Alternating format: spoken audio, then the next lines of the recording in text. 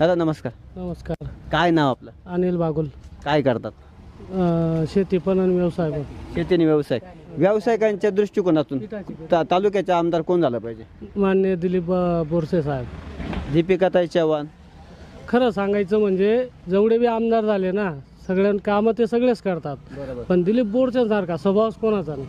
त्यांना कधीच वाटलं नाही की मी आमदार आहे असं. बरोबर. ते आमच्यासारख्यांमध्ये सुद्धा बसायला कधीच घाबरत नाही आणि आले बिना तरी वाटणार नाही की आमदार आले असं. मनमळाव स्वभाव आहे त्यांचा. बरोबर. तुमच्या गावात त्यांनी विकास कामे केलीत का? मग भरपूर कामं केलेत. विकास कामे आमच्यासाठी आम्ही आता पीठगिरणी कामगार आहेत. आम्हाला 2 लाखाचा विमा दिला त्यांनी अपघाती.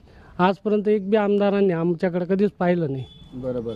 आणि जर तुमची काय अपेक्षा असणार समजा ते पुढच्या 5 वर्षात आमदार झाले तर? 5 वर्ष आमदार झालेच पाहिजे आणि झाले तर जेवढे कामं झाले ना याच्यात दुपटीने कामं होतील आणि होणारच आहेत. नक्कीच नक्कीच. नक्कीच. आपण आज बागलाण तालुक्यातील वट्रा गावात आलो होतो.